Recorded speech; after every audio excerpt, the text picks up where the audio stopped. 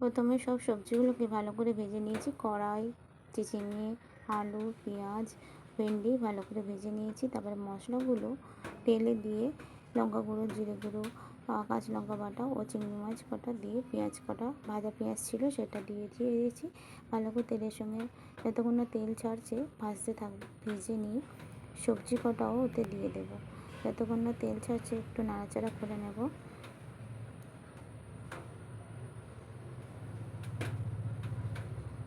প্রায় তেল ছেড়ে এসছে, দেখো ভাজা ভাজা হয়ে গেছে মশলাগুলো। এবার সবজিগুলো ভাজা আছে সেইগুলো সব দিয়ে দেব।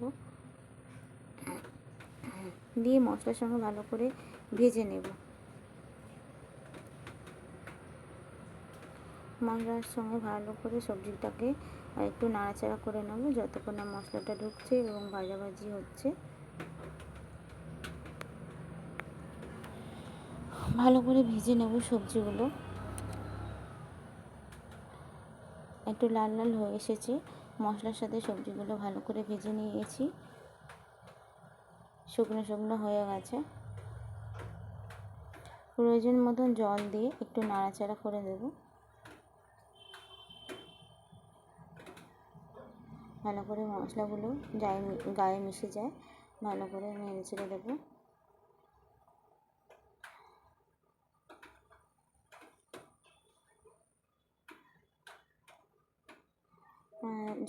ঝোলটা ফুটে এসছে, একটু থালা চাপা দিয়ে দেবো। দিয়ে সবজির কটা একটু সিদ্ধ করে নেব।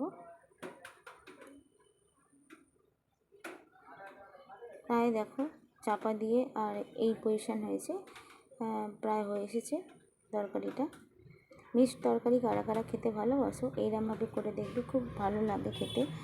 আর যারা খাও না তারাও খেতে ভালোবাসবে, একবার করে খেয়ে দেখবে, খুব ভালো লাগে। যদি লটিয়া মাছ দিয়েও খেতে ভালো করে ভেজে দেওয়া যায়, চিংড়ি মাছ বা মাছের মাথা দিয়েও ভালো হয়।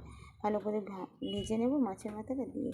দেখো প্রায় হয়ে এসছে আমার তরকারিটা, কমপ্লিট হয়ে গেছে, দেখতেই পাচ্ছ এই পজিশন। কেমন লাগছে কমেন্ট ও সাবস্ক্রাইব করতে ভুলবে না।